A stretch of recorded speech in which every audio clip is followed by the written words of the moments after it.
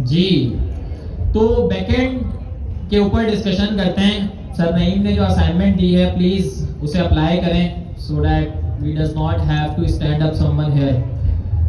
तो understanding the server side of web application, यहाँ पर बैकएंड की एक छोटी सी डेफिनेशन लिखी है कि the backend is the behind the scene part of a website और ऐप।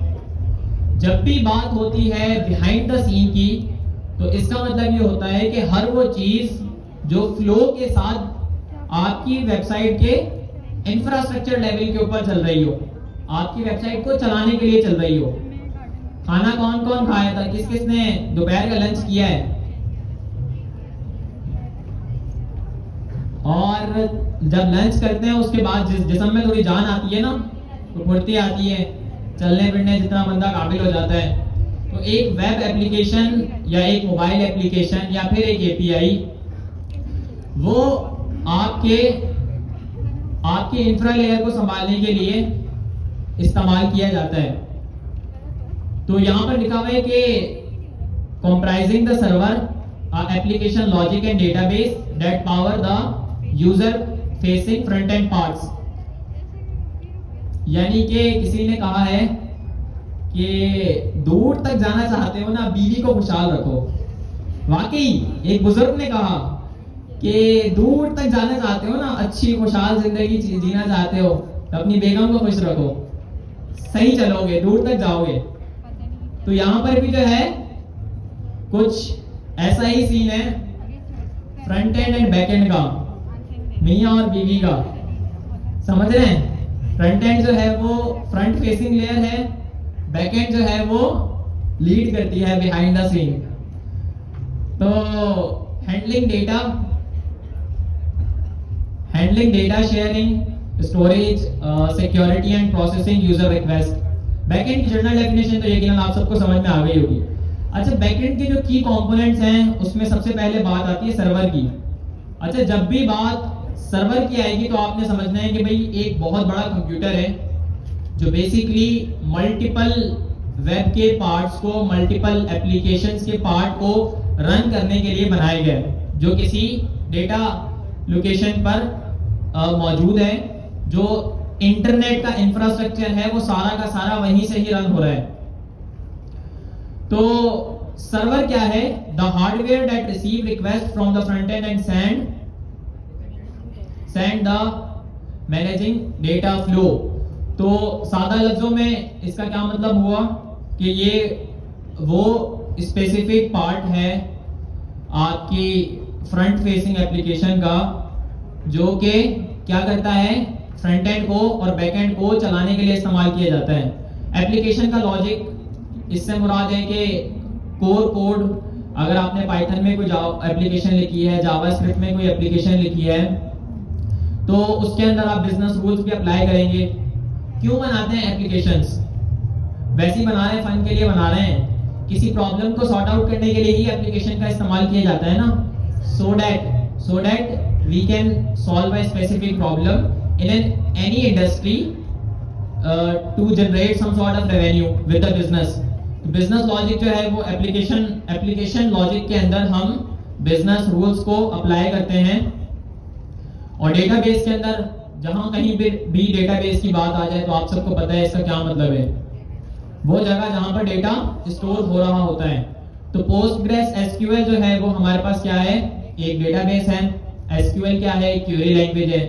एसक्यूएल का इस्तेमाल करते हुए हम पोस्टग्रेस के स्कीमा को फॉलो अप करते हुए सर्वर के अंदर से डेटा को रिसीव करेंगे। ठीक है? अच्छा, इसकी जो है वो आगे डायग्राम भी है, उससे आपको बेहतर अंदाज से समझ में आएगा। और एपीआईज, हम सबकी प्यारी एपीआईज जो कि हमारे फ्रंट एंड को और बैक एंड को कनेक्ट करने के लिए इस्तेमाल की जाती हैं। ये वाला फ्लो तो आप सबको पता है कि भाई ये यूजर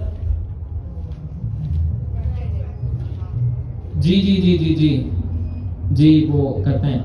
अच्छा, तो हाउ इट वर्क वाला सीन तो आप सबको पता है कि एक बटन के ऊपर क्लिक हुआ, उस बटन ने एक रिक्वेस्ट सेंड की to the backend via API. Backend पर बेसिकली एक सर्वर था, एप्लीकेशन लॉजिक थी, डेटाबेस मौजूद था, इसने रिक्वेस्ट को प्रोसेस किया, कैलकुलेशंस परफॉर्म की और रिक्वेस्ट जो है वो वापस सेंड कर दी फ्रंट एंड के ऊपर, और फ्रंट एंड ने डिस्प्ले कर दिया जो भी रिजल्ट था यूजर को। अब ये डेटा फ्लो आर्किटेक्चर के अंदर आपको बेहतर अंदाज से समझ में आएगा कि बेसिकली हो क्या रहा होता है। तो एक इवेंट है बराबर में चल रहा है, ये कौन सा इवेंट चल रहा है, ये है क्या, हो क्या रहा है आज, पता है किसी को? राहत राहत फतेह का क्या हो रहा है? कंसर्ट हो रहा है क्रिसमस का। अच्छा अच्छा, आप लोगों को बहुत पता है। अच्छा, ये तो वही बात हो गई कि सर बताएं भी तो भी मरे, नहीं बोले तो भी मरे। अच्छा, जस्ट किडिंग। तो यहाँ पर इस डायग्राम के अंदर आपको बहुत ही सिंपल वे के अंदर समझ में आ जाएगा कि हो क्या रहा होता है। क्लाइंट है, क्लाइंट क्या है? आपका ब्राउजर है, आपकी मशीन है। हर वो फिजिकल डिवाइस जिसके अंदर आप इंटरनेट को रन कर रहे होते हो इज कॉल्ड क्लाइंट। तो क्लाइंट यहाँ पर ब्राउजर है। फॉर एग्जांपल ये मेरा लैपटॉप है, इसके अंदर क्रोम ब्राउजर है। इसने एक रिक्वेस्ट भेजी सर्वर को। सर्वर किसमें लिखा गया था? फास्ट एपीआई में। फास्ट एपीआई ने कैलकुलेशंस को परफॉर्म करने के लिए सबसे पहले क्वेरी किया डेटा, किससे? डेटाबेस से। डेटाबेस की जो लेयर थी वो किसमें लिखी गई थी? पोस्टग्रेस एसक्यूएल के अंदर, ठीक है। वहां से डेटा रिसीव हुआ सर्वर को, और सर्वर ने फिर कैलकुलेशंस परफॉर्म की एंड देन रिस्पांस जो है वो क्लाइंट को भेज दिया। वेब के ऊपर जो रिक्वेस्ट एंड रिस्पांस की साइकिल होती है, जिसको अभी हम आगे भी देखेंगे, उसमें 90% काम यही हो रहा होता है। एक क्लाइंट होता है, एक सर्वर होता है और एक डेटाबेस, बस। मजीद इसको कॉम्प्लेक्स करने की जरूरत ही नहीं है। फास्ट एपीआई का फ्रेमवर्क सेबेस्टियन रोमेस ने बनाया था 2016-17 या नहीं 18 में शायद, तो एग्जैक्ट डेट याद नहीं। सेबेस्टियन कह रहा था कि यार मैं ना कस्टम एपीआई लिख लिख कर परेशान हो गया हूँ, मुझे कोई स्पेसिफिक जो है वो गाइडलाइंस नहीं मिल रही, मुझे कोई स्पेसिफिक सेट ऑफ रूल्स नहीं मिल रहे जिनका इस्तेमाल करते हुए मैं बेटर एपीआई लिख सकूं फॉर द वेब। तो इसने पाइथन के ऊपर फ्रेमवर्क बना दिया जिसको हम फास्ट एपीआई के नाम से जानते हैं। अच्छा, समटाइम क्या बल्कि मैं कहते ही रहता हूँ कि नाम ही काम का मतलब बताता है। तो फास्ट एपीआई मतलब के तेज एपीआई। तो एपीआई को बनाने का फ्रेमवर्क है और कुछ नहीं है, और है भी बहुत सिंपल एंड स्ट्रेट फॉरवर्ड। करना कुछ भी नहीं है, सिर्फ कुछ क्लासेस इंपोर्ट करनी है और उन्हें यूज करना है और आपकी एपीआई जो है वो तैयार हो जाएंगी। चैट जीपीटी भी सर्वर लेवल के ऊपर फास्ट एपीआई का ही इस्तेमाल कर रहा है। तो अंदाजा लगाएं कि ये जो मिलियंस की ट्रैफिक है वो फास्ट एपीआई की मदद से कितनी एफिशिएंटली डिस्ट्रीब्यूट हो जाती है। तो ये सब खैर बैकएंड के ही कमाल हैं जिन्हें इंशाल्लाह हम एक्सप्लोर कर रहे होंगे। तो ये डेटा फ्लो आर्किटेक्चर यकीनन आप सबको समझ में आ गया होगा और इस पर किसी का कोई क्वेश्चन नहीं होगा, क्योंकि ये तो from the very first day आप सब लोग एक्सप्लोर करते हुए आ रहे हैं। इसके बाद HTTP की कुछ बेसिक्स हैं, और वेब के ऊपर इस क्रोम ब्राउजर के ऊपर आपके मोबाइल के अंदर जो भी स्पेसिफिक एप्लीकेशन आप वेब पर चला रहे हैं उस पर 99% यही चीजें इस्तेमाल हो रही होती हैं। कुछ स्टेटस कोड्स होते हैं, जेसन और रिक्वेस्ट एंड रेस्पॉन्स की साइकिल। तो रिक्वेस्ट एंड रेस्पॉन्स की साइकिल को थोड़ा सा समझ लेते हैं, फिर आगे फर्दर कंटिन्यू करेंगे, क्योंकि यही सब कुछ हो रहा होता है। फॉर एग्जांपल मैंने यहाँ पर जाकर कुछ भी सर्च किया, मैं सर्च करता हूँ governorsin.com, तो governorsin.com की जगह हम सर्च करते हैं अपनी वेबसाइट, तो ये वेबसाइट आ रही है।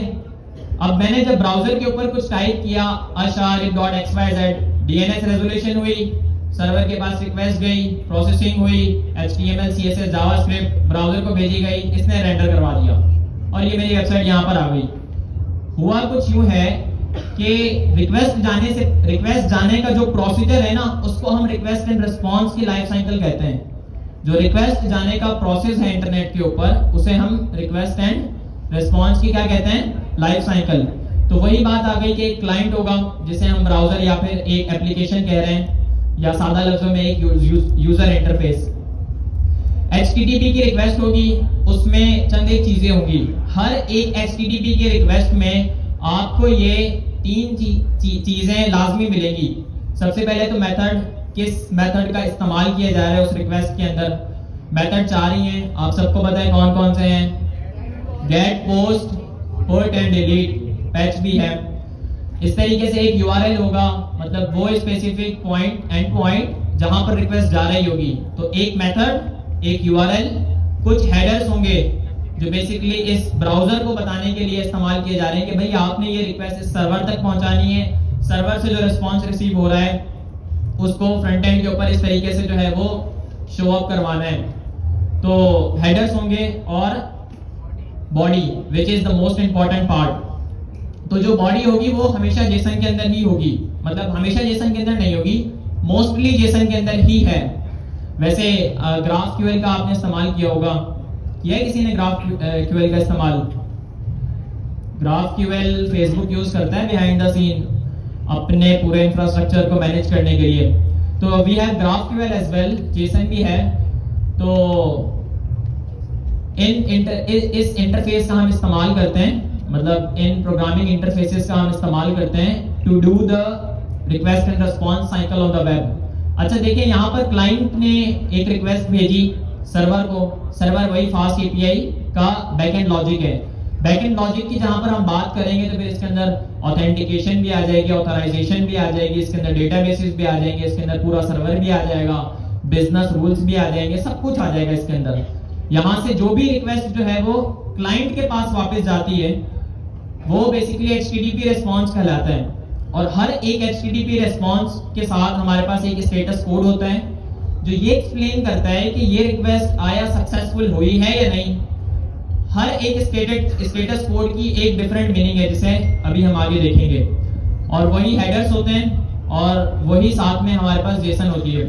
अच्छा, जो रिक्वेस्ट के अंदर जेसन जा रही होती है ना, ये होता है यूजर का इनपुट। ये क्या होता है? यूजर का इनपुट।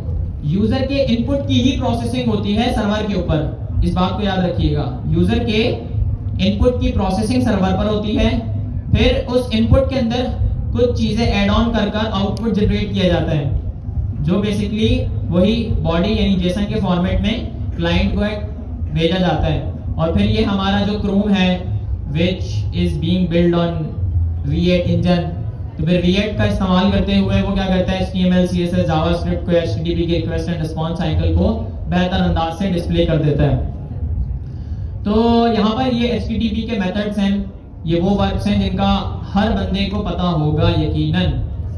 गेट है, तो मेथड गेट हम किस लिए यूज करते हैं? To basically retrieve the data. तो CRUD ऑपरेशन के अंदर जो गेट है वो क्या कहलाया जाता है? रीड। तो इसी तरीके से पोस्ट का मेथड है जो कि CRUD की दुनिया के अंदर क्रिएट के हवाले से जाना जाता है। और हम इसका इस्तेमाल करते हुए न्यू रिसोर्सेज क्रिएट करते हैं, किसके ऊपर? सर्वर के ऊपर। और फिर वही रिसोर्सेज हम रिट्राइव करवाते हैं फ्रंट एंड के ऊपर यूजिंग द रीड मेथड। यानी ये वाइस वर्सा है एक दूसरे के। वाइस वर्सा का मतलब समझते हैं? अपोनेंट है, चलते रहते हैं, एक साथ ही चलते रहते हैं। पुट का मेथड है जिसका हम इस्तेमाल करते हैं पूरी की पूरी रिसोर्स को अपडेट करने में। इसी तरीके से पैच का मेथड है which is also the update stuff in CRUD, जिसका इस्तेमाल हम पार्शियल अपडेट्स के लिए करते हैं। और लास्ट में डिलीट है जो कि रिसोर्सेज को रिमूव करने के लिए इस्तेमाल किया जाता है। ठीक है, इसके बाद हमारे पास कुछ स्टेटस कोड्स हैं, ये बहुत इंपॉर्टेंट है। स्टेटस कोड की जो यहाँ पर ये रेंज लिखी हुई है ना, एक चीज को ध्यान में रख लें, हर वो स्टेटस कोड जो 200 की कैटेगरी के अंदर आ रहा है, जो 200 की कैटेगरी के अंदर आ रहा है वो सक्सेस स्टेटस कोड ही होगा। रफली क्या होगा? सक्सेस स्टेटस कोड ही होगा। 200 आ रहा है तो इसका मतलब है कि ओके, 201 आ रहा है तो इसका मतलब ये है कि कुछ ना कुछ सर्वर के ऊपर क्रिएट हुआ है। 204 का मतलब ये है कि क्वेरी तो सक्सेसफुल हुई है पर कोई कंटेंट जो है वो हमें नहीं मिला। 400 के जो एरर कोड हैं तो वो क्लाइंट एरर्स होते हैं। और जब भी हम क्लाइंट की बात करते हैं तो इसका क्या मतलब होता है कि आपके सिस्टम की हम बात कर रहे हैं जिसके ऊपर आप रिसोर्सेज को गेट कर रहे हो। तो यहाँ पर 400 का मतलब ये है कि बैड रिक्वेस्ट, मतलब कि आपकी रिक्वेस्ट जो है वो फुलफिल नहीं हुई क्योंकि सर्वर के ऊपर वो चीज एग्जिस्ट नहीं करती होगी प्रोबेबली। 401 यानी अनऑथराइज्ड आप जिस रिसोर्स को एक्सेस करना चाह रहे हैं आपके पास उसकी ऑथेंटिकेशन मौजूद नहीं है, आप बैंक में लॉकर वाले एरिया में डायरेक्ट नहीं जा सकते अनटिल एंड अनलेस आपका कुछ स्पेसिफिक कुछ खास पड़ा हो उस तरफ। जा सकता है कोई? नहीं जा सकता ना। किसी के घर में नहीं जा सकते जब तक आपको कोई बंदा इनवाइट ना करे। वैसे तो हम चले जाते हैं आमतौर पर रिश्तेदारों के, और शुक्र है चले जाते हैं। पाकिस्तानियों, अल्लाह पाक का जितना शुक्र अदा करो ना उतना कम है। आगे पीछे जाए ना बाहर तो ये वाले मामला बहुत कम है। 404 का मतलब ये है कि रिसोर्स नॉट फाउंड, सर्वर के ऊपर वो चीज हमें नहीं मिली। ठीक है, तो बैट रिक्वेस्ट के अंदर यकीनन जो भी हमारे पास HTTP के मेथड्स होंगे, या तो कोई हेडर फुलफिल नहीं हुआ होगा, या फिर बॉडी के अंदर जो है वो चीज जो सर्वर मांग रहा है वो मौजूद नहीं होगी। 404 का तो मतलब ही ये है कि भाई नॉट फाउंड। अच्छा, एक और हमारे पास एरर स्टेटस कोड है 402। 402 के बारे में किसे पता है? X402 के बारे में किसे पता है? कोई बंदा यहाँ पे ब्लॉकचेन का बैठा हुआ है? चले, ब्लॉकचेन का नहीं है तो कोई मसले वाली बात नहीं है। ये जो X402 है ना, ये एक पेमेंट प्रोटोकॉल अभी रिसेंटली रिलीज हुई है बाय कॉइनबेस, जो दुनिया की सबसे बड़ी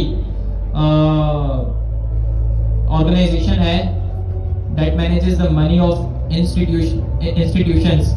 तो आप इसे एक्सप्लोर कीजिएगा। ये ये पेमेंट प्रोटोकॉल है, ये आजकल काफी फेमस हो रही है, इंटरनेट नेटिव पेमेंट स्टैंडर्ड्स। तो अभी खैर मैं इसके ऊपर डिस्कशन नहीं करूंगा क्योंकि ये इटसेल्फ एक पूरा ये टाइम मांगती है, बट फिर भी आप ये X402 को एक्सप्लोर कीजिएगा। जो ये समझना चाहते हैं कि भाई एजेंट्स कैसे पेमेंट करेंगे एंड थिंग लाइक दैट। अच्छा, उसके बाद 500 के जो एरर कोड हैं वो सर्वर एरर। जहां कहीं भी आपको 500 का स्टेटस कोड नजर आ जाए तो इसका मतलब ये है कि सर्वर का कोई एरर है। 500 का मतलब है कि भाई इंटरनल एरर है। 503 का मतलब है कि सर्विस अनअवेलेबल। आजान तो नहीं हो रही जी? तो अच्छा जी, जेसन की हम बात कर रहे थे कि रिक्वेस्ट एंड रिस्पांस की साइकिल किसके ऊपर एग्जिस्ट करती है? जेसन के ऊपर मोस्टली। तो जेसन क्या है? यूनिवर्सल एपीआई लैंग्वेज है, ठीक है, जो डेटा को सेंड एंड रिसीव करने के लिए इस्तेमाल की जा रही होती है। यहाँ पर क्या है, एक सिंपल हमारे पास डिक्शनरी बनी हुई है, उस डिक्शनरी के अंदर कुछ की वैल्यू पेयर्स हैं। ये आपको कोड नजर आ रहा है ना? ये जेसन बन जाएगी when we convert it into JSON. तो जेसन के अंदर ये HTTP के ऊपर कुछ इस तरीके से नजर आएगी, ठीक है। और आमतौर पर ये सादा लफ्जों के अंदर हम इसे ऑब्जेक्ट कहते हैं। ऑब्जेक्ट में की वैल्यू पेयर्स होते हैं। तो कितना सिंपल एंड स्ट्रेट फॉरवर्ड जो है वो वे है to do the communication on the web, ठीक है। फास्ट एपीआई का सेटअप। तो फास्ट एपीआई को चले शुरू कर लेते हैं, इसकी प्रैक्टिकल इंप्लीमेंटेशन करते हैं। फास्ट एपीआई के लिए सबसे पहली चीज तो आपके सिस्टम में जो है वो पाइथन कॉन्फ़िगर होनी चाहिए, इंस्टॉल होनी चाहिए। वो तो यकीनन आप सबके पास होगी, इसमें कोई शक और दो राय नहीं है। पाइथन को आप लोगों ने कर लिया होगा, या आहिस्ता आहिस्ता आवाज बढ़ा रहे हैं जी? किसी ने ये कहा है कि सर नहीं पढ़ाए? अच्छा, नहीं पढ़ पाएंगे? नहीं, बी ऑप्टिमिस्टिक, हम पढ़ेंगे फिर बताएंगे अपने बच्चों को कि हमने जो है वो कंसर्ट के दौरान की क्लास ली थी, हम इतने पढ़ाकू हैं, हम इतनी तरक्की पर हैं। मैथ वाले टीचर? हाँ, अच्छा, तो पाइथन खैर सबके पास होगी, और पाइथन के साथ साथ जो है वो हम यूवी का भी इस्तेमाल कर रहे होंगे। यूवी क्या है? Package manager. तो यूवी भी आप सबके पास इंस्टॉल होगा यकीनन। किस किस के पास यूवी इंस्टॉल नहीं है वो यहाँ पर आए, और ये जो विंडोज की कमांड दी हुई है इसे कॉपी करें, टर्मिनल ओपन करें, पेस्ट करें, एंड सिंपल एज दैट जो है वो आपके पास यूवी इंस्टॉल हो जाएगा। अच्छा, यूवी का इस्तेमाल हम वर्चुअल एनवायरनमेंट को मैनेज करने के लिए कर रहे हैं। वैसे तो पहले यूवी से पहले हम पोएट्री का इस्तेमाल कर रहे थे, फिर पोएट्री मुकम्मल तौर पर रिप्लेस हो गई by this thing name as UV. तो ये इंतहाई फास्ट है और ये वर्चुअल एनवायरनमेंट को मैनेज करने में, पैकेजेस को इंस्टॉल करने में, सर्वर्स को रन करने में इस्तेमाल की जाती है, विच इज़ वेरी इफिशिएंट। तो तरीक़ेकार बहुत ही सिंपल एंड स्ट्रेट फॉरवर्ड है। आप इस कमांड का इस्तेमाल करेंगे यूवी इनिट और आपके प्रोजेक्ट का नाम, तो एक प्रोजेक्ट इनिशियलाइज हो जाएगा। एक सिंपल प्रोजेक्ट इनिशियलाइज कर लेते हैं। यहाँ जाता हूँ मैं अपनी डायरेक्टरी में और सिंपल एज दैट यहाँ लिखते हैं यूवी इनिट, ठीक है। और इसके बाद जो है वो हम बना लेते हैं फास्ट एपीआई लर्निंग के नाम से एक अदद simple project.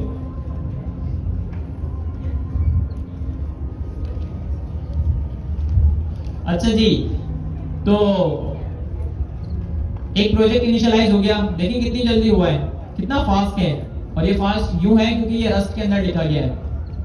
Rust and go जो बंदा पढ़ लेगा ना, हो सकता है कि उसे किसी बड़ी कंपनी में जॉब मिल जाए, अगर वो एक अच्छा ओपन सोर्स डेवलपर है तो। अच्छा, इसके बाद हम करते हैं सीडी और हमारे प्रोजेक्ट का नाम था फास्ट एपीआई लर्निंग, ठीक है। इसके बाद जो है वो इसके अंदर हमने क्या करना है, फास्ट एपीआई को इंस्टॉल करना है। तो कमांड है UV add fast API standard. अच्छा, ये जो स्टैंडर्ड है ना, इसका सीन ये है कि इस स्टैंडर्ड को यहाँ पर लगाने से जो फास्ट एपीआई के डिपेंडेंट पैकेज हैं वो सारे इंस्टॉल हो जाएंगे। तो आप लोगों को पाइडेंटिक इंस्टॉल करने की जरूरत नहीं पड़ेगी, दूसरे पैकेजेस इंस्टॉल करने की जरूरत नहीं पड़ेगी। आप करना चाहें तो कर सकते हैं, बट आपको इसका इस्तेमाल करते हुए रफली सारी चीजें मिल जाएंगी। यूवीकॉन का सर्वर मिल जाएगा, सब कुछ ही मिल जाएगा। तो सिंपल एज दैट मैंने ये कमांड रन की और ये वर्चुअल एनवायरनमेंट बना और ये पैकेजेस इंस्टॉल हो रहे हैं। और ये देखें कितनी जल्दी जो है वो मेरे पास ये सारा का सारा काम जो है वो हो गया। देखिए यहाँ पे कितने सारे पैकेजेस इंस्टॉल हुए हैं, एनोटेड डॉक, एनोटेड टाइप्स, और ये सारे जो है वो हमारे पास जो मॉड्यूल्स हैं वो सारे इंस्टॉल हो गए हैं। इसमें पाइडेंटिक भी आ गया है, ये रहा पाइडेंटिक। और जिन चीजों के ऊपर फास्ट एपीआई चल रही है वो भी आ गया। अच्छा, वर्चुअल एनवायरनमेंट एक्टिवेट करने का तरीकेकार क्या है, सिंपल कमांड .venv/scripts/activate, ठीक है। वर्चुअल एनवायरनमेंट बन चुका है, we just have to activate it on the terminal. Command मैंने चलाई, यहाँ पर आप साइड पर देख रहे होंगे मेरे पास वर्चुअल एनवायरनमेंट भी टर्मिनल पर एक्टिवेट हो गया है। अब मुझे सिर्फ और सिर्फ कोड लिखना है। तो कोड जो है वो लिखा जा सकता है, इसे मैं ओपन कर लेता हूँ अपनी आईडीई के अंदर। अच्छा, यहाँ पर हम क्योंकि लर्निंग कर रहे हैं, चीज़ों को एक्सप्लेन कर रहे हैं, तो कोशिश फॉर नाउ अभी के लिए यही है कि हम वाइट कोडिंग ना करें। चाहें तो हम यहाँ पर क्लॉड को ओपन कर कोड लिखवा सकते हैं। और अभी लर्निंग पर्सपेक्टिव के लिए मुझे नहीं लगता कि शायद स्पेक ड्रिवन वाले वे को कंटिन्यू किया जाए। वो कॉन्स्टिट्यूशन ही लिख रहा होगा, इतने में क्लास मुकम्मल हो जाएगी। तो अभी जो है वो हम डायरेक्ट इसे यहाँ से ही कंटिन्यू कर लेते हैं। अच्छा जी, इसे थोड़ा सा जूम कर लेते हैं। साइड पर आप देख रहे होंगे .venv के नाम का एक फोल्डर है, ये वर्चुअल एनवायरनमेंट है, ठीक है। और ये main.py की फाइल जो है वो आपकी रूट लेवल के ऊपर वो फाइल है जो आपकी कोड को चलाने के लिए इस्तेमाल की जाती है। इसके अंदर फॉर नाउ बाय डिफॉल्ट आपको एक फंक्शन मिल रहा है जो कि किसने बनाया है, यूवी ने बनाया है। किसने बनाया है, यूवी ने आपको बनाकर दिया है। Hello from fast API learning console के ऊपर प्रिंट कर दो। जब भी ये फाइल रन हो तो मेन का फंक्शन चलाना, बस इस कोड का मतलब ये है। तो इसे चलाने का तरीकेकार भी बहुत सिंपल है। टर्मिनल पर हम यहाँ पर आकर लिखेंगे यूवी रन, अपनी फाइल का नाम main.py। टर्मिनल पर मेरे पास आ जाएगा hello from fast API learning. तो यूवी देखें कितनी तेज है, यूवी कितनी तेज है। किसी ने कहा बहुत तेज है, हाँ बहुत तेज है। खुप्पो बहुत तेज हैं, और भी बहुत सारे लोग, पर हम शरीफ हैं, हम 5 वक्त के नमाजी परहेजी हैं, ऐसे ही है। तो ऐसा नहीं है, आज के माशरे में हर बंदा ही तेज है, सबको अक्ल शऊर है कहाँ पर क्या कहना है क्या नहीं कहना। फुप्पुओं के ऊपर इल्जाम लगा हुआ है बेफालतू में। तो अच्छा चलें कंटिन्यू करते हैं, ये चीजें तो चलती रहेंगी। तो यहाँ पर करना कुछ यूं है। अच्छा पहले ये pyproject.toml के बारे में बताता चलूं। ये package.json है, बस इससे ज्यादा कुछ नहीं। package.json का पता है तो इसका भी आप सबको पता होगा।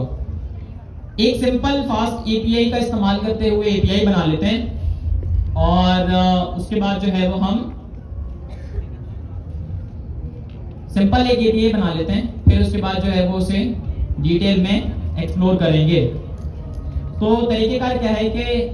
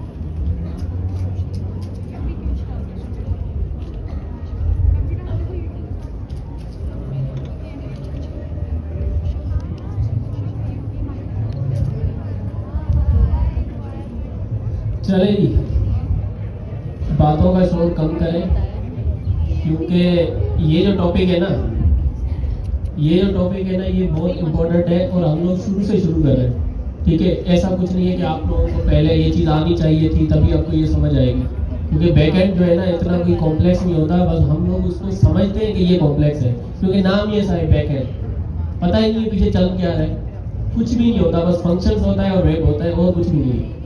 ठीक है, ये जो चश्मे वाली मेरी बहन है ना, ये मुझे बताएगी फास्ट एपीआई क्या है। चश्मा उतारने से कुछ होगा नहीं, मैंने देख ली। तो थोड़ा सा समझे, मेरी नजर होती है बेटा। अच्छा, मैं बात कर रहा था कि ये जो टॉपिक है ना ये हम लोग शुरू से शुरू कर रहे हैं, तो इसमें ऐसा नहीं है कि आप लोगों को मल्टीपल चीजें आनी चाहिए थी तब जाके आप लोगों को बैकएंड समझ में आएगा, कुछ भी नहीं है। यूवी पैकेज का किसको नहीं पता, किसको नहीं पता? ओपनएआई एजेंटिक एसडीके के अंदर यूवी के जरिए ही हमने जो है ना एजेंट्स बनाए थे, ऐसा ही है। यूवी बनाना कोई मुश्किल काम है नहीं है। एपीआई क्या है? एपीआई तो सिंपल है। लास्ट जो हमारी अपना सीएलआई स्टार्ट करने से पहले एक हमारी क्लास हुई थी जिसके अंदर मैंने फ्रंट एंड बैक एंड और सर्वर की जो है ना कम्युनिकेशन बताई थी, ऐसा ही था। एक हमारे पास फ्रंट एंड है, एक बैक एंड है। बैक एंड के अंदर हमारे पास दो चीजें, एक सर्वर है, दूसरा डेटाबेस है, ऐसा ही था। सब आपस में कम्युनिकेशन कैसे करते हैं? एपीआई के जरिए।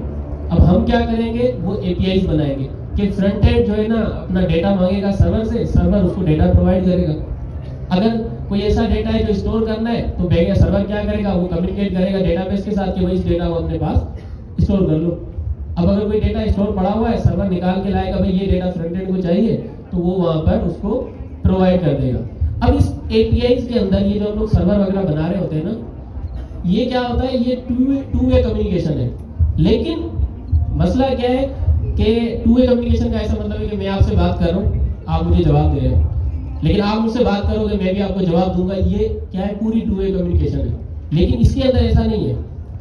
एपीआई और सर्वर आपस में तब बात करते हैं जब हमेशा शुरू से अपना जो क्लाइंट है ना वो रिक्वेस्ट इनिशिएट करेगा। तो अगर क्लाइंट रिक्वेस्ट करता है तो सर्वर बात करेगा, वरना सर्वर बात नहीं करेगा। समझ रहे? अब क्लाइंट कौन है?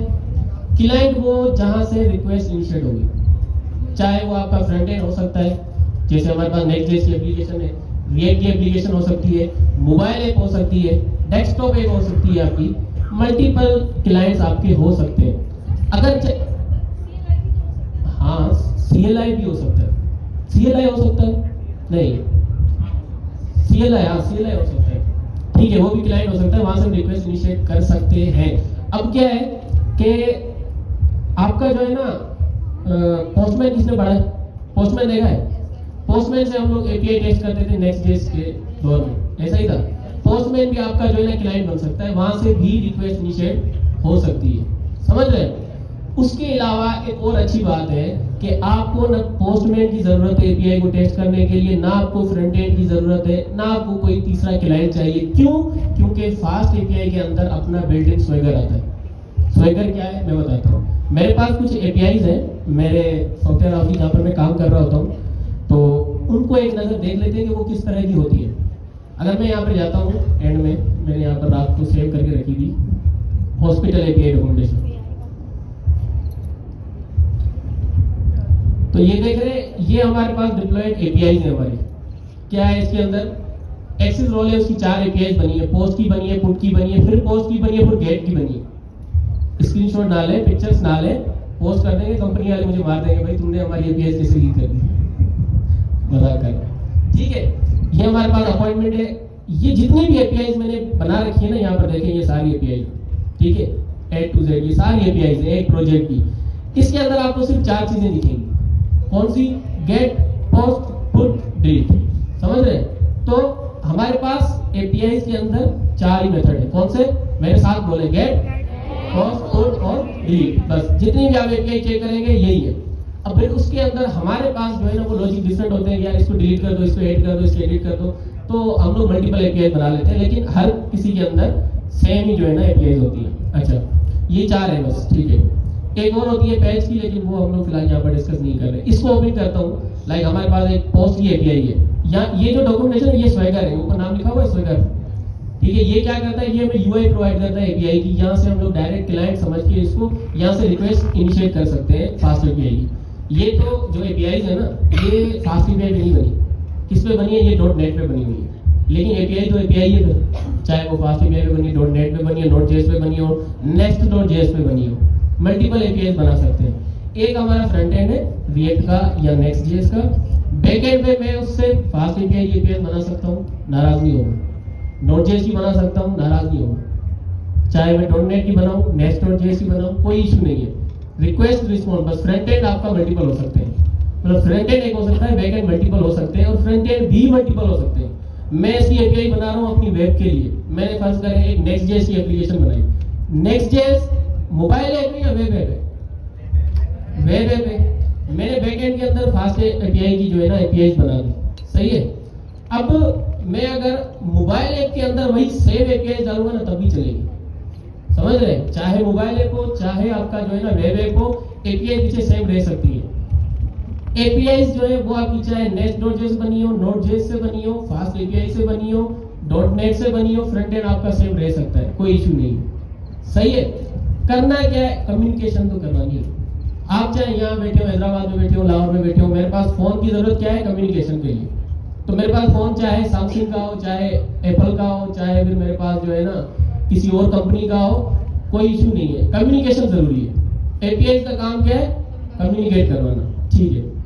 अच्छा, ये हमारे पास वो एपीआई है जो मैंने आपको दिखाई। एक एपीआई टेस्ट कर लेते हैं, क्यों? क्योंकि मैंने कहा कि हम लोग जो है ना क्लाइंट से रिक्वेस्ट इनिशिएट करते हैं तो ही सर्वर बात करता है, वरना नहीं करता। तो इन एपीआई के अंदर भी ऐसा ही है। तो चाहे मैं Next.js से रिक्वेस्ट भेजूं, चाहे मैं पोस्टमैन से भेजूं, थंडर क्लाइंट से भेजूं, समझ रहे हैं, तो किसी भी फ्रंट एंड से भेजूं, मोबाइल ऐप से भेजूं, मेरा सर्वर बात करेगा। लेकिन तब जब फ्रंट एंड या क्लाइंट जो है ना वो रिक्वेस्ट भेजेगा, आंसर तब करेगा। सही है। अच्छा, मेरे पास ये एपीआई है, मैं इसमें से एक एपीआई ओपन करता हूँ। यहाँ पर हमारे पास ऑप्शन आता है और ये अनलॉक है। क्यों? क्योंकि मेरे पास इसकी की है, आप लोग अगर इस पे जाएंगे आप लोगों को नहीं मिलेगी, ठीक है। ये मैंने ओपन कर ली। इसके अंदर जो है ना ये थोड़ी सी डिटेल होती है। एक तो ये मुझे बता रहा है, ये इसका एंड पॉइंट बना हुआ है, मतलब एक जो है ना उसकी क्या है, यूआरएल है। जैसे लोकल और 3000 होती है, या फिर अगर हम लोग बोले कि गवर्नर हाउस सिंध जो है ना एक हमारी डोमेन है हमारी वेबसाइट की, या फिर हमारी एपीआई की हो सकती है। तो उसके बाद की जो हमारे पास एंड पॉइंट होते हैं ना, वो ये एंड पॉइंट्स हैं कि हम अपने खुद से बनाते हैं एंड पॉइंट्स। ये जो है ना, ये जिसने बनाई है उसने क्या किया है, /API/accessible add role access जो है ना, ये खुद से उसने एंड पॉइंट बनाया है। समझ रहे? अगर यहाँ पर जाएंगे तो आपको ये बताएगा कि ये बता रहा है कि आपके पास जो है ना ये स्कीमा है, स्कीमा याद है जब हम लोग एजेंटिक एआई पढ़ रहे थे तो हम लोग अपने एजेंट को एक स्कीमा बना के देते थे कि भाई आपने जो है ना नेम की बात करनी है, एज की बात करनी है, ईमेल की, इसके अलावा किसी से बात नहीं करनी, इतनी जो है वैल्यूज आपने लेनी है। ये भी क्या है, ये हमारे पास स्कीमा के अंदर ये बता रहा है कि भाई नेम होगा, डिस्क्रिप्शन होगी, फीचर्स होंगे, फीचर आईडी होगी, उसके अंदर परमिशन होगी और यूजर्स की जो है एक अदर आईडी होगी। ये मैं आप लोगों को बनी बनाई दिखा रहा हूँ ताकि आपके जहन में बैठे कि भाई इस तरह की एपीआई होती है, फिर हम इनको बनाएंगे। सही है। अच्छा, नीचे आता हूँ, ये रिस्पॉन्स के बारे में बात कर रहा है कि भाई आपका जो है ना रिस्पॉन्स आएगा इस तरह से और ये इस तरह से जो है ना आपको आंसर आ सकता है। जब हम लोग किसी भी एपीआई को फेच करते हैं तो एक अदर रिस्पॉन्स हमें रिटर्न होता है, तो ये वो रिटर्न बता रहा है कि इस तरह का रिटर्न आपको मिल सकता है। अगर मैं चाहूँ इसको यहीं से चेक करना तो मेरे पास यहाँ पर एक ट्राई आउट का ऑप्शन है जहाँ से मैं रिक्वेस्ट इनिशिएट कर सकता हूँ। मैंने ट्राई आउट पे क्लिक किया और ये मेरे पास पहले जो अपना स्कीमा बता रहा था वो एज अ रिक्वेस्ट बॉडी मुझे नजर आ रहा है कि मैं इस तरह का जो है ना एक स्कीमा डिटेल बना सकता हूँ। तो ये नेम है, चाहे मैं अंदर अपना नई नेम लिख दूँ, इसके अंदर डिस्क्रिप्शन लिख दूँ, फीचर्स के अंदर कोई भी आईडी डाल दूँ अपनी तरफ से, और जब मैं यहाँ से एग्जीक्यूट करूंगा तो यहाँ पर मुझे वो बताएगा कि आपके पास ये जो है ना रिस्पॉन्स आया है और ये आपका स्टेटस कोड है। अगर एरर होगा तो क्लाइंट का एरर होगा तो 400, सर्वर का एरर है तो 500 के प्लस में इस तरह से हमारे पास रिस्पॉन्स आएगा और ये हमारा रिस्पॉन्स होगा। तो इस तरह की हमारे पास एपीआईज होती है। ये एज अ प्रोफेशनल एपीआईज हैं जो मैंने आप लोगों को दिखा दी। अब हम क्या करेंगे, अपनी एपीआईज बनाएंगे। ठीक है। अच्छा, अब अपनी एपीआईज किससे बनाएंगे? फास्ट एपीआई किससे बनाएंगे? Node.js से बना सकते थे, बना सकते थे। हम लोग अपना Next.js से .NET से भी बना सकते थे ना। ये लोग क्या है, हमारे पास फास्ट एपीआई एक पैकेज है, ठीक है। लेकिन अगर मैं पैकेज अपना डायरेक्ट लैपटॉप के अंदर इंस्टॉल करूंगा ना तो वो पूरे सिस्टम में आ जाएगा, और अगर मुझे कहीं डिप्लॉय करना होगा तो उसके साथ वो उसकी पैकेज और जेसन टमल फाइल जो XYZ होती है वो साथ नहीं जाएगी। तो हमें क्या चाहिए, हमें एक वर्चुअल इन्वायरमेंट चाहिए। क्या चाहिए? Virtual environment. क्यों? मैं गवर्नर हाउस की एक एप्लीकेशन बना रहा हूँ, उसके अंदर फास्ट एपीआई का जो है ना वर्जन 2.3 यूज कर रहा हूँ। तीसरा मेरे पास जो है ना एप्लीकेशन बना रहा हूँ, उसके बाद क्लाइंट ने बोला है नहीं इसके अंदर जो है ना 4 something यूज करना है। तो अगर मैं अपने लैपटॉप के अंदर एक फास्ट एपीआई का वर्जन यूज करूंगा तो दोनों में चलेगा फिर। ठीक है। तो मुझे क्या चाहिए, मुझे डिफरेंट वर्जन चाहिए। तो मेरे पास अपना एक एनवायरनमेंट होना चाहिए। मेरा जो पूरा सिस्टम का एनवायरनमेंट है ना उसके अंदर नहीं इंस्टॉल करना, मुझे वर्चुअल एनवायरनमेंट बनाना पड़ेगा। वर्चुअल एनवायरनमेंट कुछ भी नहीं है, आपको बताया जब हम लोग अपना ui.dnv लिखते हैं हमारे पास एनवायरनमेंट क्रिएट होता है। .venv हमारे पास लिखा हुआ होता है। जैसे रिएक्ट के अंदर हमारे पास नोड मॉड्यूल्स होते थे, कोई भी पैकेज डाउनलोड करते हैं नोड मॉड्यूल्स के अंदर स्टोर हो जाता है। अब जो भी पैकेज डाउनलोड करेंगे .venv के अंदर स्टोर हो जाएगा। समझ आ रही है बात क्या कह रहा हूँ? दिमाग में बैठ रही है? कोई कंफ्यूजन है तो पूछ ले भले, फिर हम लोग आगे बढ़ते हैं ताकि चीजें आप लोगों को क्लियर रहे। नहीं है? ठीक है। अब वर्चुअल एनवायरनमेंट क्यों बनाना है? फास्ट एपीआई का पैकेज इंस्टॉल करेंगे तो उस वर्चुअल एनवायरनमेंट के अंदर आके स्टोर होगा, तब जाके हम उसको यूज कर पाएंगे। ठीक है। अब वर्चुअल एनवायरनमेंट कैसे बनाए? डायरेक्ट बना सकते थे, लेकिन हमारे पास एक पैकेज यूज करते हैं हम यूवी का, उसके अंदर वर्चुअल एनवायरनमेंट बनता है? कुछ भी नहीं है। वही यूवी का जो पैकेज है सर आशारी ने अभी आप लोगों को डाउनलोड करके दिखाया कि इस तरह से हम लोग पैकेज अपने पास इंस्टॉल करते हैं, इनिशियलाइज करते हैं और उसके अंदर कोई भी पैकेज आप लोग यूज कर सकते हैं। हमने फास्ट एपीआई को जो है ना अपने पास इंस्टॉल किया तो उसके अंदर यूवीकॉन भी आ गया। अब इन्होंने यूवीकॉन की बात की तो यूवीकॉन क्या है? यूवीकॉन क्या है बताता हूँ। अच्छा, हमारे पास फास्ट एपीआई है। जब भी अगर मैं फास्ट एपीआई को इंस्टॉल कर लिया कोई मसला नहीं है। यूवी के अंदर मेरे पास यूवी का जो पैकेज है उसके अंदर मेरे पास एक hello.py की फाइल बन गई है। सही है। main.py की बन सकती है, hello.py की मैं XYZ किसी भी नाम से यहाँ पर बना दूं, कोई मसला नहीं है। लेकिन जब इस फाइल को मैं रन करूंगा तो क्या होगा कि जो भी उसके अंदर कोड था वो प्रिंट हो जाएगा। ऐसा ही है, ऐसा ही है। ठीक है। लेकिन मुझे प्रिंट नहीं करना, मुझे सर्वर चलाना है। क्या चलाना है? सर्वर चलाना है। जैसे Next.js के अंदर npm run dev करते हैं, एक सर्वर चलता है ना, कंटिन्यूअसली चल रहा है, सिर्फ प्रिंट करके बंद नहीं हो गया, चलना चाहिए।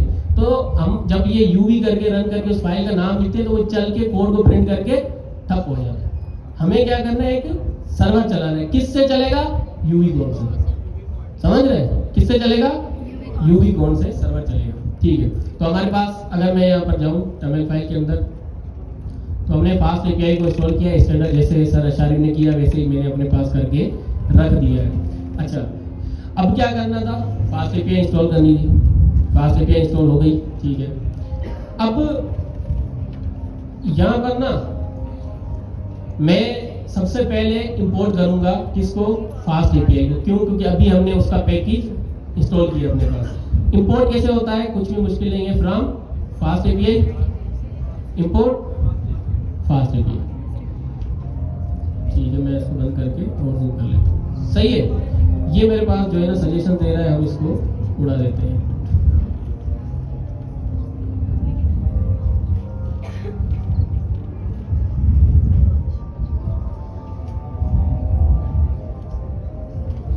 ठीक है, सही है, इंपोर्ट किया है, कुछ और किया है नहीं किया। मैं आ जाता हूं नीचे, पाइथन सबने पढ़ी थी, पढ़ी थी। ये मैं बना रहा हूं एक मेन,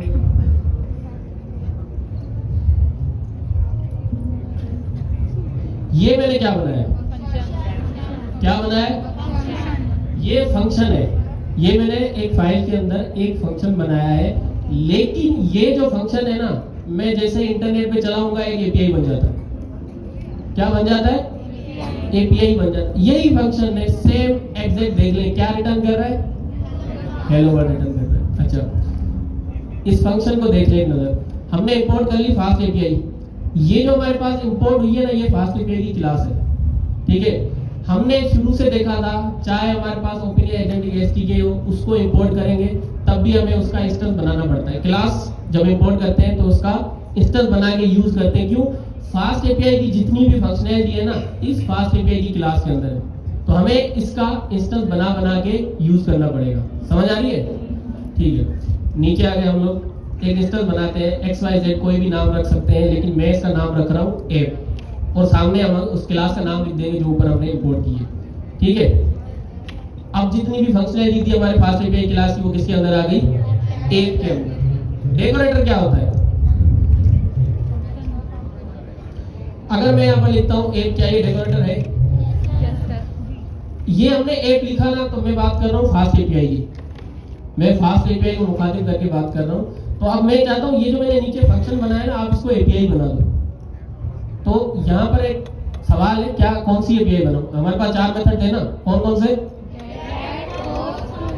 गेट, ठीक है। मैं अभी चाहता हूँ गेट की एपीआई बनाना। कुछ भी नहीं है, ऐप आपने लिखा, डॉट गेट कर लो भाई, गेट की एपीआई चाहिए, ठीक है। ये मेरी एपीआई बन गई, ये मेरी एक एपीआई बन गई। क्या किया है मैंने? कुछ भी नहीं है, इंपोर्ट किया है। लेकिन इस एपीआई को देखूंगा कहाँ? इसके एंड पॉइंट पे। कहां पे देखूंगा? क्योंकि जितनी भी मैंने आप लोगों को एपीआई दिखाई, तो सबके अपने एंड पॉइंट्स थे कि भाई ये देखो, ये एपीआई, ये पोस्ट की एपीआई, एक्सेसिबल, एक्सेस रोल वगैरह। हमारे पास कुछ भी नहीं है। मैं क्या करता हूँ, एंड पॉइंट कहां डिफाइन करेंगे? इस मेथड के अंदर मैंने लगा दिया स्लैश। तो ये इसका क्या मतलब है? स्लैश जो होम होता है ना हमारे पास, वो क्या है, वो हमारा एंड पॉइंट है। मैं चाहता तो यहाँ पर एपीआई स्लैश एक्सेसिबल रोल जो वहां पर लिखा हुआ है, सेम यहाँ पर लिखूंगा और यही मेरा एंड पॉइंट होगा। लेकिन मैं थोड़ा सिंपल रखना चाहता हूँ, तो हमारा एंड पॉइंट क्या है? स्लैश। मतलब जो भी हमारे पास मेन यूआरएल चलेगी, तो वहां पर जो है ना हमें ये एपीआई दिखेगी। ये फंक्शन था, ये मैंने उसका जो है ना डेकोरेटर लगा दिया क्लास का इंस्टेंस के साथ। अब जो नाम मैंने यहाँ लिखा था, शर्त ये है कि आपने वो नाम यहाँ पर लिखना है। फिर उसके बाद आपने उसका मेथड लगाना है। अगर गेट का है तो गेट का, पोस्ट का है तो पोस्ट का, पुट का है तो पुट का, डिलीट का है तो डिलीट का, ठीक है। चलेगा कैसे? आसान है। हमने अपना टर्मिनल ओपन कर लिया, मैंने कहा भाई यूवी रन करो। यूवी रन करेगा फाइल को, ऐसा ही है। हमें किसको रन करना है? सर्वर को। तो किससे करेंगे? यूवी कौन? अब हमारे पास जो है ना एक फाइल है जिसका नाम क्या है? हेलो। हेलो फाइल में, फाइल का नाम हेलो है। यहाँ पर देखिए, आपके पास मैन हो सकता है, आप मैन लिखेंगे। आपके पास एक्सप्रेस जो भी नाम है वो ये लिखेंगे। इसके अंदर एक इंस्टेंस है जिसको चलाना है। मैंने यहाँ पर कॉलम लगाया ऐप, ठीक है, इंटर कर दिया।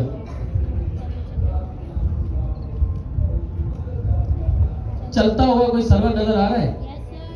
क्या कह रहा है? UV running on 8000। कुछ मुश्किल था यहाँ पे? नहीं था। ये हमारे पास एक यूआरएल मिल गई है, ठीक है, लोकल की है। जो मैंने दिखाई थी यूआरएल वो डिप्लॉयड थी, एपीआई तो एक यूआरएल थी कंप्लीट। लेकिन यहाँ पर क्या है, लोकल चल रहा है तो हमें लोकल मिली है, हमने डिप्लॉय तो किया नहीं है। तो अगर मैं इस फॉलो लिंक पे जाता हूँ तो ये देखें, ये क्या लिखा हुआ है, हेलो, क्या लिखा हुआ है इस फंक्शन के अंदर, मैंने क्या लिखा था, हेलो, अपना हेलो क्लास लिखा था, वहां पर भी हेलो क्लास लिखा हुआ है। तो ये हमारी एपीआई है, एक सिंपल एपीआई। अब आप बोलेंगे सर ये क्या बोला आपने लिखा है, भाई यही एपीआई होती है ना।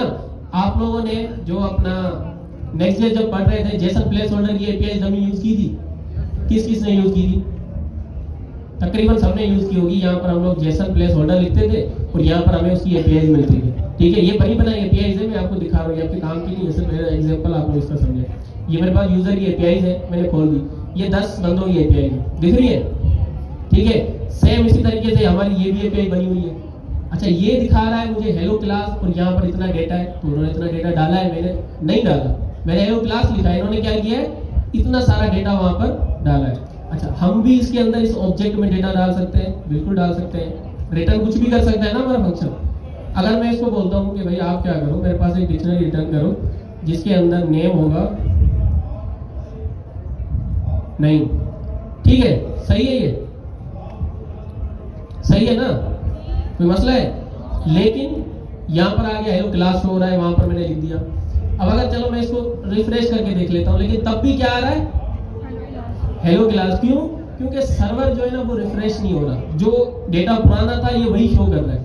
हमें क्या करना है, इसके लिए हमें जो है ना सर्वर को कहना है कि भाई जब भी कोई चेंज हो ना आपने अपडेट कर देना है खुद से।